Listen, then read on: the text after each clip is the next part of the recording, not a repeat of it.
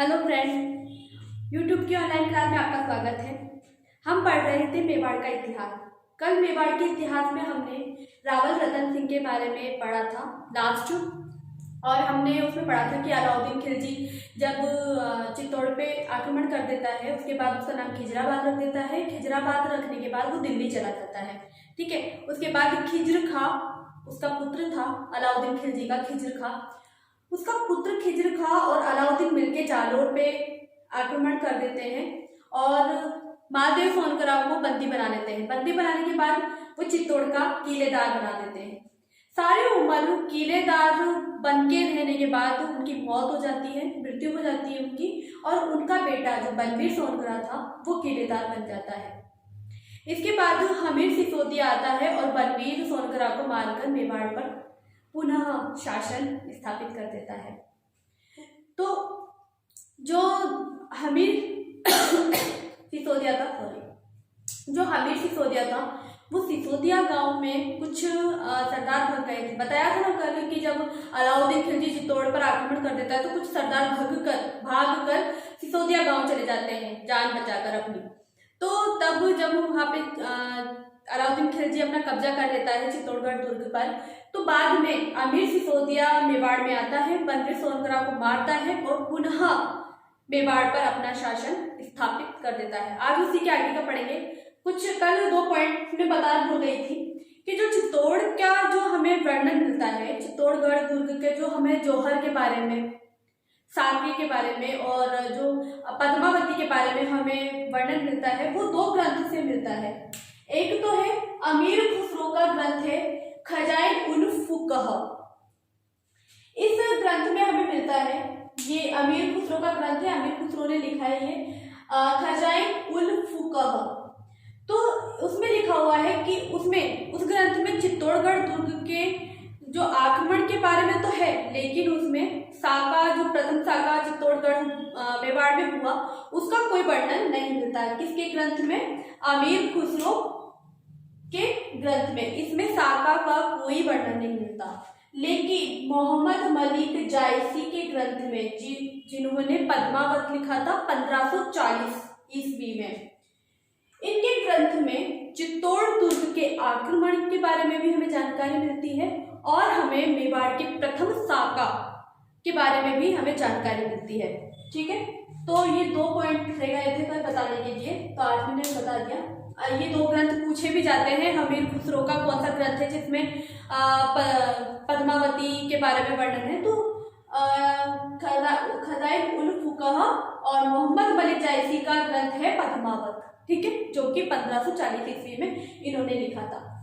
इसके बाद हम पढ़ेंगे राणा हमीर सिसोदिया, जिसने सिसोदिया वंश की नींव रखी, जिसने सिसोदिया वंश की शाखा रखी, जो सिसोदिया वंश का संस्थापक कहलाता है।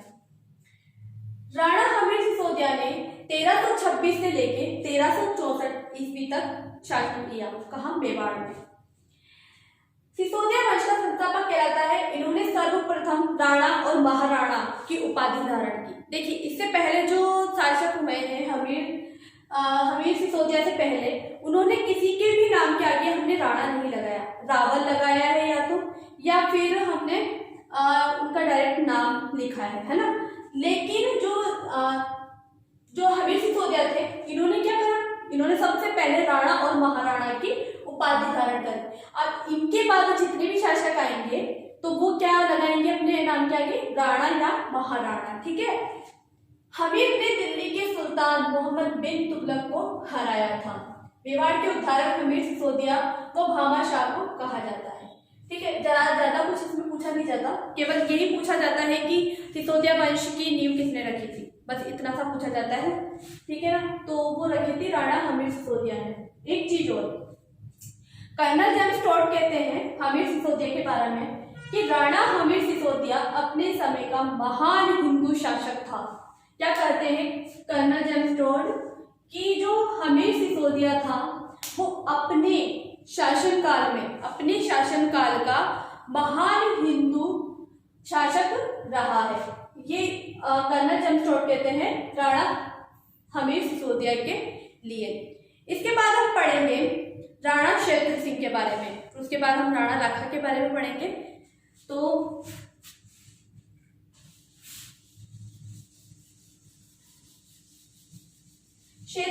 राणा क्षेत्र सिंह जो थे वो एक बहुत शक्तिशाली शासक थे।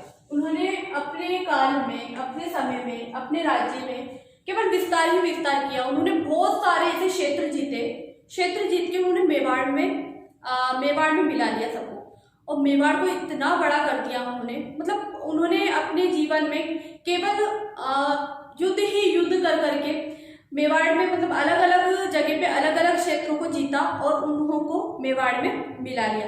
उसी के बारे में पढ़ेंगे।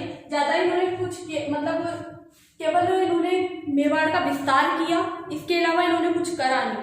ठीक है, तो इनके बारे में भी ज्यादा इन्होंने कौन कौन से क्षेत्रों को मेवाड़ में मिलाया, बस हम उन्हीं पे चर्चा करेंगे, क्योंकि उन्हीं में से ही आता है कि ये क्षेत्र किसने मेवाड़ में मिलाया। इस तरीके के क्वेश्चन पूछे जाते हैं।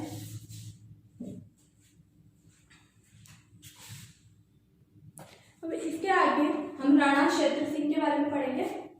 राणा क्षेत्र सिंह थे, इनका जो कार्यकाल रहा है वो 1364 ईस्वी से लेके 1382 ईस्वी तक इनका कार्यकाल रहा। जैसा कि मैंने बताया कि इन्होंने अपने पूरे जीवन में मेवाड़ का जो क्षेत्र था उसको केवल फैलाया, इन्होंने केवल बढ़ाया है मेवाड़ को। अलग अलग क्षेत्र को जीत जीत कर इन्होंने मेवाड़ में मिला लिया। सबसे पहले इनकी जो जीत थी वो अजमेर थी, अजमेर को इन्होंने जीता और अजमेर को मेवाड़ में मिला लिया।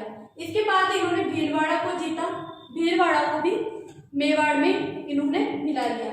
इसके बाद हाड़ौती क्षेत्र को जीता। हाड़ौती क्षेत्र आप जानते होंगे, हाड़ौती क्षेत्र में केवल जो है 4 जिले आते हैं राजस्थान के, कोटा, बारां, झालरापाटन और बूंदी, है ना, झालावाड़ और बूंदी।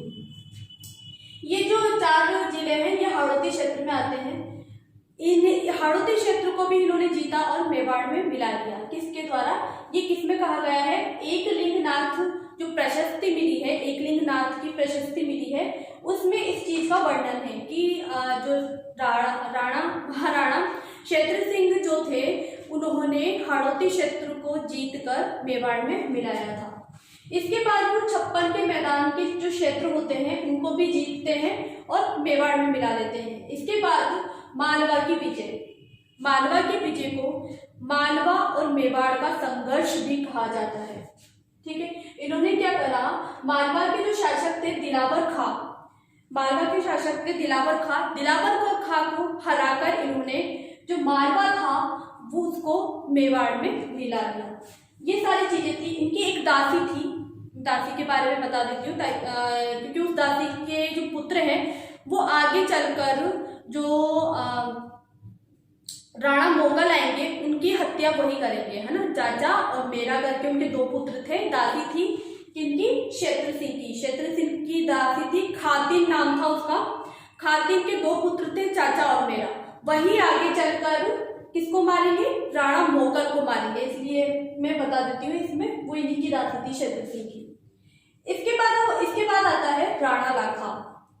राणा लाखा के टाइम पे जावर की खान मिली थी, आपको पता होगा जावर की खान थी जिसमें चांदी, सीसा, जस्ता सब निकला था, है ना। तो जो राणा लाखा था, राणा लाखा का जो समय काल रहा वो रहा 1382 ईस्वी से लेके 1421 ईस्वी। ठीक है, राणा लाखा के टाइम पे जावर की खान मिली। मतलब ऐसा माना जाता है कि जब राणा लाखा शासन किया, राणा लाखा जब मेवाड़ के महाराणा बने, उस टाइम पे मेवाड़ की स्थिति अच्छी नहीं थी। उनकी जो मेवाड़ की अर्थव्यवस्था थी वो बिल्कुल अच्छी नहीं थी। तो जब जावर की खान उनको मेवाड़ में मिली, है ना, जावर की खान किसके समय में मिली थी? राणा लाखा के समय में मिली थी। तो वहां की अर्थव्यवस्था क्या होने लगी? सुधार आने लगा अर्थव्यवस्था में। भाई जब चांदी की खान मिलेगी, चांदी, सीसा, जस्ता की खान मिलेगी तो अपने आप प्रगति होगी, अपने आप अर्थव्यवस्था सुधरेगी, है ना। तो जब जावर की खान मिली तो मेवाड़ की जो स्थिति थी वो सुधरने लगी। इन्हीं के टाइम पे जो उदयपुर में आप पिछोला झील जो देखते हो ना, वो पिछोला झील का निर्माण किसके समय में हुआ था? राणा लाखा के। लेकिन राणा लाखा ने इसका निर्माण नहीं करवाया था। अगर आपसे पूछा जाए कि राणा लाखा के समय में कौन सी झील का निर्माण हुआ, तो पिछोला झील का। लेकिन राणा लाखा ने पिछोला झील का निर्माण नहीं करवाया था। इसकी कहानी है, आप सुनिए। क्या होता है कि दो बंजारे होते हैं, ठीक है, बिच्छूमार और चिड़ीमार। ये दो बंजारे होते हैं, इनका नाम है बिच्छूमार और चिड़ीमार। इनके दो बैल थे, वो बैल मर जाते हैं और उन बैलों की स्मृति में वो बंजारे पिछोला एक गांव होता है ना, जिसके नाम पे ही झील का नाम पिछोला उन्होंने रखा था, है ना। तो वो पिछोला जो गांव होता है, वहीं से ही पिछोला झील का वो निर्माण करते हैं। किसने बनाई है पिछोला झील? चिड़ीमार और बिच्छूमार जो दो बंजारे थे ना, उन्होंने बनाई थी ये झील। किसके काल में? राणा लाखा के काल में, ठीक है। तो निर्माण राणा लाखा ने नहीं करवाया है और जो बनाई है वो बंजारों ने बनाई है। पिछोला झील के किनारे ही एक चबूतरा बना हुआ है, उसे कहते हैं नड्डी का चबूतरा। वो नड्डी का चबूतरा किसने बनवाया है? राणा लाखा ने। क्यों बनवाया है? आपने देखा होगा कभी कभी हमारे यहाँ पे ना नट आते हैं जो करतब दिखाते हैं, रस्सी पे चलते हैं और मतलब तरह तरह के करतब वो दिखाते हैं ना, रस्सी पे चल के, कभी कैसे लटक के, इस तरीके से। तो राणा लाखा के टाइम पे भी एक नटनी थी, तो वो अपना खेल दिखाने आई थी।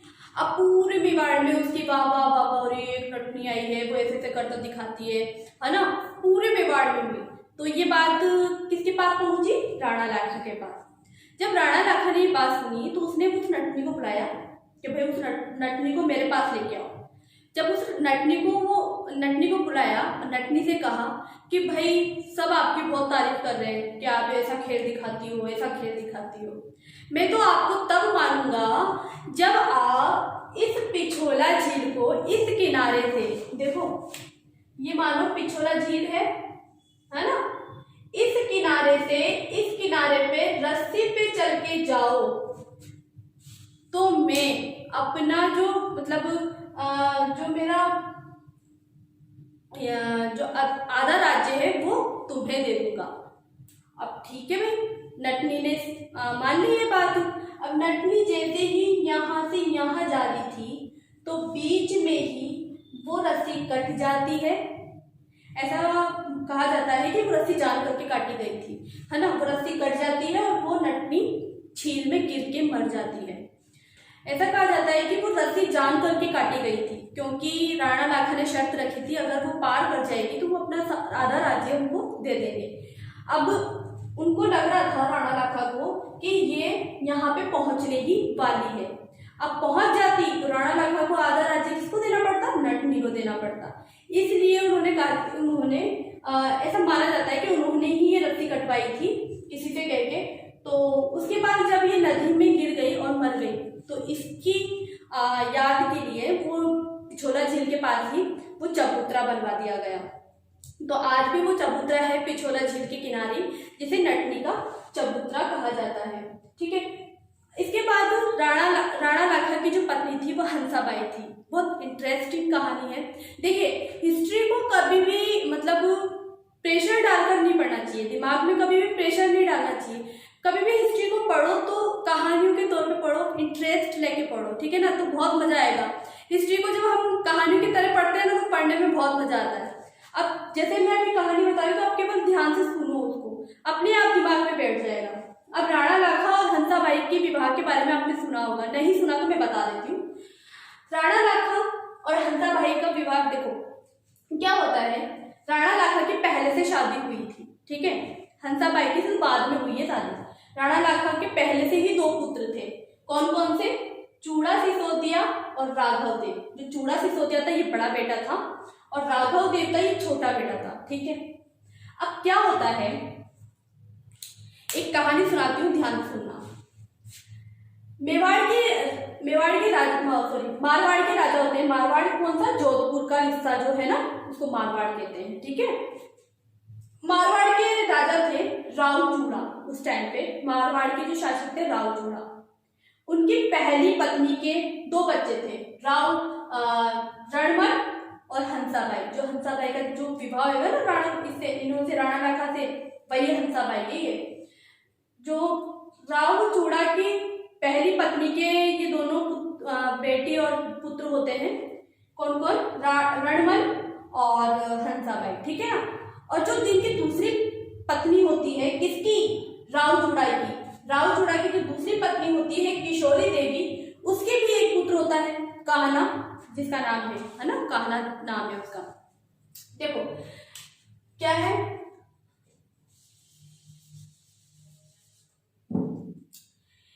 क्या है, राव चूड़ा है, राव चूड़ा है, ये मारवाड़ का शासक है, मारवाड़ का शासक।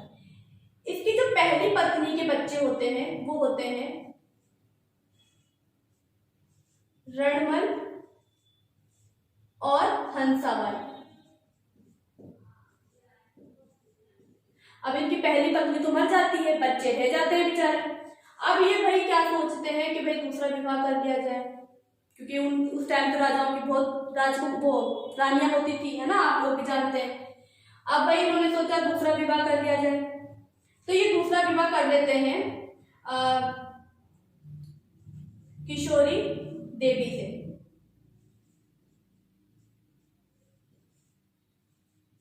किशोरी देवी से भाई ये दूसरा विवाह कर लेते हैं, ठीक है। अब इनके भी एक पुत्र होता है, उसका नाम होता है कान्हा, ठीक है, कान्हा। जब राव चूड़ा ने किशोरी देवी से विवाह किया तो इनके पिताजी ने, किसके पिताजी ने? किशोरी देवी के पिताजी ने इनको मंडोर था वो दहेज में दे दिया। किसको? राव चूड़ा को। किसकी शादी में? किशोरी देवी की शादी में इनके पिता ने इनको मंडोर दहेज में दे दिया।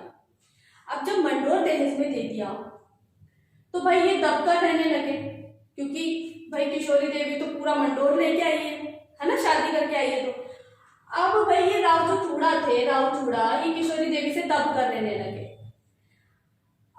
दबकर रहने लगे। अब जब आई उत्तराधिकारी बनने की बात, तो भाई माना, आपको पता है कि जो घर में बड़ा बेटा होता है वही अगला उत्तराधिकारी बनता है ना। तो इसी हिसाब से तो किसको करना चाहिए था? रणमल को। लेकिन किशोरी देवी नहीं चाहती कि रणमल उत्तराधिकारी बने। किसको चाहती थी वो? कि कान्हा बने उत्तराधिकारी, ठीक है। अब ये बात रणमल को अच्छी नहीं लगती। रणमल को अच्छी नहीं लगी तो किशोरी देवी ने, रणमल ने, हंसाबाई और रणमल घर छोड़कर चले जाते हैं, ठीक है। क्योंकि भाई इनकी चलनी नहीं है। अब जब अगर उत्तराधिकारी अगर ये बन गया तो इनको तो वैसे भी नहीं रहने दिया जाएगा। किसको? हंसाबाई को और रणमल को वैसे भी नहीं रहने दिया जाएगा, क्योंकि सौतेली माया नहीं तो ये पहले से ही घर से निकल गए। अब रणमल चाहता था कि इनकी बहन का विवाह किससे हो जाए? चूड़ा सिसोदिया से, राणा लाखा के पुत्र थे ना बड़े, उनसे करना चाहते थे। कौन? रणमल अपनी बहन का विवाह किससे करना चाहते थे? हंसाबाई का चूड़ा सिसोदिया से।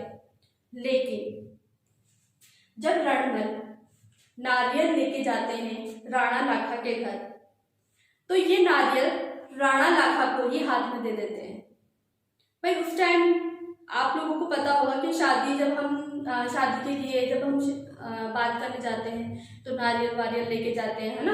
तो ये भी लेके गए थे नारियल, लेकिन इन्होंने राव चूड़ा सिसोदिया को न देकर इन्होंने राणा लाखा के हाथ में रख दिया था वो। अब ये चीज इन्होंने देख लिया चूड़ा सिसोदिया ने। अब चूड़ा सिसोदिया ने जब देखा कि इन्होंने पिताजी के हाथ में नारियल रख दिया, तो चूड़ा सिसोदिया ने बोला कि अब ये विवाह किसके साथ होगा? राणा लाखा के साथ होगा। हंसाबाई का विवाह किसके साथ होगा? राणा लाखा के साथ होगा, ठीक है। तो जब रणमल ने सुना कि राणा लाखा के साथ, ऐसे कैसे? राणा लाखा ने यह भी कहा था, जब उनके बेटे ने कहा कि वो हंसाबाई से शादी करेंगे, तो राणा लाखा ने यह भी कहा था कि इस बुढ़ापे में काय को मेरा मजाक बना रहे हो, है ना।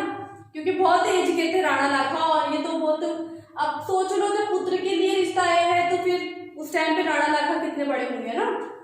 तो अब ये विवाह जब चूड़ा सिसोदिया बोल देता है कि नहीं, नारियल तो पिताजी के हाथ में रखा गया है, तो शादी भी किसके साथ होगी? पिताजी के साथ ही होगी।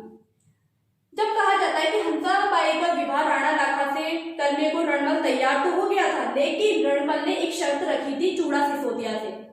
अब वो क्या शर्त थी कि जब मेरी बहन का विवाह राणा लाखा से होगा तो जो उत्तराधिकारी, जो इससे पुत्र होगा हंसाबाई से, वो ही मेवाड़ का अगला उत्तराधिकारी होगा। यानी कि राणा लाखा के बाद उत्तराधिकारी कौन होना चाहिए? मेरी बहन का पुत्र होना चाहिए। तो ये बात इन्होंने चूड़ा सिसोदिया ने मान ली थी और इन्होंने वचन भी दिया था कि जो हंसाबाई से जो पुत्र होगा वही उत्तराधिकारी बनेगा। इसलिए इन्हें मेवाड़ का विष्णु पितामह भी कहा जाता है। किसको? चूड़ा सिसोदिया को। बहुत मतलब इंटरेस्टिंग कहानी है ये, याद भी हो गई होगी आपको, अच्छा भी लगा होगा सुन के, है ना। तो क्या होता है फिर इस तरीके से फिर हंसाबाई की शादी किससे हो जाती है? राणा लाखा से हो जाती है। ठीक है, अब राणा लाखा से शादी होने के बाद हंसाबाई के पुत्र होता है मोकल, जो कि अगला उत्तराधिकारी बनेगा। तो अगला उत्तराधिकारी कौन बनेगा? महाराणा मोकल। और इन्होंने कितना टाइम शासन किया मेवाड़ में? 1421 ईस्वी से लेके 1433 ईस्वी तक इन्होंने क्या करा? प्रशासन किया मेवाड़ में। माता का नाम आप जानते ही हैं, हंसाबाई था। पिता का नाम राणा लाखा था और इनकी पत्नी का नाम था सौभाग्य देवी। क्या था पत्नी का नाम? सौभाग्य देवी।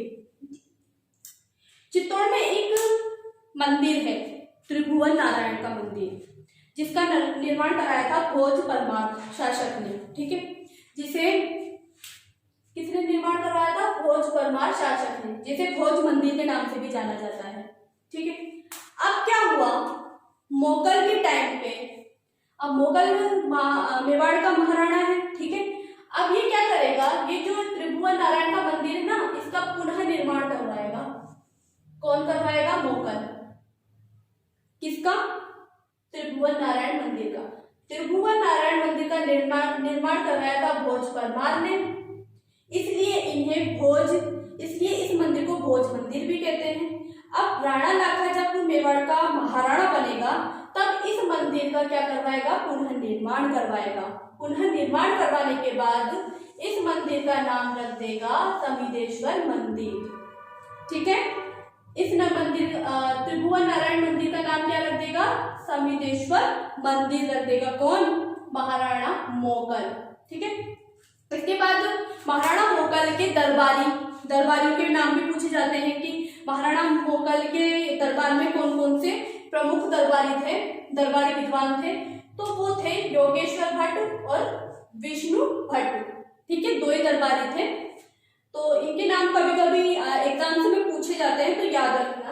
योगेश्वर भट्ट थे एक और एक थे विष्णु भट्ट। इसके बाद इनके प्रमुख शिल्पियों के नाम पूछे जाते हैं कि महाराणा मोगल के दरबार में जो प्रमुख शिल्पी थे वो कौन कौन थे, ये पूछा जाता है। तो फना, पना और मना, ये तीन क्या थे? प्रमुख शिल्पी थे। कौन कौन से थे? फना, पना, मना, है ना? अच्छे नाम, ऐसे नाम कोई रखता है क्या? फना, पना और मना, ये कौन थे? प्रमुख शिल्पी थे इनके। ठीक है, इसके बाद में इनके जीवन की एक घटना होती है जिसके बाद इनकी मृत्यु भी हो जाती है। ठीक है, और वो अब कौन मारेगा? मैंने बताया था ना, क्षेत्र सिंह की दासी थी खातिन करके, उनके पुत्र थे चाचा और मेरा। नाम थे ये इनके चाचा, एक पुत्र का नाम चाचा था, एक पुत्र का नाम मेरा था, है ना। तो इनके दो पुत्र थे, वही इनको मारेंगे महाराणा मोगल को। जिलवाड़ा का अभियान, जब ये गुजरात जा रहे थे, गुजरात को जीतने के लिए जब अपनी शाही सेना के साथ ही जा रहे थे, तब रास्ते में ये एक जगह पे रुकते हैं, जिलवाड़ा करके। ठीक है, गुजरात की एक जगह पे रुकते हैं, जिलवाड़ा जिसका नाम था, वहां पे रुकते हैं पेड़ के नीचे छांव भाई, क्योंकि पैदल चले ये बहुत, तो थक गए, तो इन्होंने सोचा भाई एक जगह विश्राम किया जाए। जब ये चलकर थक गए और थक कर पेड़ के नीचे बैठ गए, बैठते ही वो नींद लग गई। जब नींद लग गई तो वहां पे जो क्षेत्र सिंह की जो दासी थी ना खाती, उनके पुत्र आते हैं चाचा और मेरा, और चाचा और मेरा इनको जहर देके मार देते हैं। किसको? महाराणा मोगल को। तभी इनकी मृत्यु हो जाती है। हाँ, जब ये गुजरात जीतने जा रहे थे ना महाराणा मुगल, तब इनके साथ इनका पुत्र भी था, जिसको हम कल पढ़ेंगे। महाराणा कुंभा का नाम सुना होगा ना, बहुत शक्तिशाली शासन थे मेवाड़ के। बहुत सारी चीजें, कम से कम इन्होंने 84 जो फोर्ट्स हैं हमारे मेवाड़ में, उनमें से 32 फोर्ट किसने बनवाए थे? महाराणा कुंभा ने बनवाए थे। बहुत तेज शासक थे वो मेवाड़ के। तो जब वो बच्चे थे, ठीक है, जब ये गुजरात को जीतने जा रहे थे, तब वो छोटे बच्चे थे, तो वो भी इनके साथ में थे। जब चाचा और मेरा इनको जहर देके मार देते हैं, जब ये मर जाते हैं, तो महाराणा कुंभा ये सब देख रहे होते हैं और वो भागकर कहाँ चले जाते हैं? वो भागकर चले जाते हैं मेवाड़ वापस, ठीक है, वो भाग जाते हैं यहाँ से। नहीं तो अगर वो भी रुकते तो उनको भी मार दिया जाता। तो इस तरीके से जो हमारे महाराणा मुगल का जो देहांत हुआ, जो मृत्यु हुई, वो कब हुई? 1433 ईस्वी में। कौन मारता है? चाचा मेरा, जो कि क्षेत्र सिंह की दासी के पुत्र थे। ये इनके जीवन की सबसे बड़ी घटना थी। इसके बाद क्या होता है? अब इनके बाद तो कौन बनेगा? इनके बाद इनका उत्तराधिकारी, मेवाड़ का उत्तराधिकारी कौन बनेगा? महाराणा कुंभा बनेंगे। अब महाराणा कुंभा तो छोटे हैं अभी, तो क्या होगा कि जो इनकी दादी है, दादी कौन है? खंताबाई, है ना। तो दादी को चिंता होने लगेगी कि कहीं अब उत्तराधिकारी तो महाराणा कुंभा बनने वाले हैं, है ना। कौन बनेगा? महाराणा कुंभा। अब महाराणा कुंभा जो कि उत्तराधिकारी बनने वाले हैं और वो बहुत छोटे हैं, तो उनको अब चिंता हो रही है कि कहीं ये शत्रु मेरे पोते को भी न मार दे। तो क्या करेंगी वो अपने पोते के साथ रखने के लिए किसको बुलाएंगी? वो अपने भाई को बुलाएंगी। कौन से भाई को? रणमल को, जो कि अभी इस वक्त जब ये मर गए हैं और कुंभा शासन करने, उत्तराधिकारी बनने वाले हैं मेवाड़ के, तब वो मारवाड़ के शासक बन चुके हैं। क्योंकि कान्हा मर जाता है, जो उनका भाई था ना, सौतेला भाई कान्हा, वो मर जाता है। उसके बाद उत्तराधिकारी रणमल बनते हैं। अब रणमल को मारवाड़ से वो बुलाएंगी और जो उनके साथ जो रहेंगे, जो उनको दिशा निर्देश देंगे, वो रणमल जी देंगे। अब रणमल कुंभा का साथ न देकर वो धीरे धीरे क्या करेंगे? वो धीरे धीरे मेवाड़ को मारवाड़ में मिलाने की कोशिश करेंगे, ठीक है। उनका क्योंकि मनसा बदल जाती है रणमल की मनसा बदलने के बाद वो मेवाड़ को मारवाड़ में लाने की सोचते हैं, लेकिन वो कामयाब नहीं होते। ये सब चीजें हम कल पढ़ेंगे। पूरा कल हम महाराणा कुंभा के बारे में डिटेल से पढ़ेंगे, क्योंकि बहुत सारे जो क्वेश्चन हैं वो महाराणा कुंभा में से बनते हैं। क्योंकि उन्होंने कई तो दुर्गों के निर्माण करवाए, मंदिर बनवाए उन्होंने, है ना। बहुत सारी चीजें उन्होंने, उनको 108 उपाधियों से उनको नवाजा जाता है। 108 उपाधियां वो धारण किए हुए हैं। वो सारी चीजें हम कल पढ़ेंगे। अगर आज की क्लास आपको अच्छी लगी है तो प्लीज लाइक कीजिए, सब्सक्राइब कीजिए और शेयर कीजिए। नमस्ते। आज के लिए इतना ही बहुत है।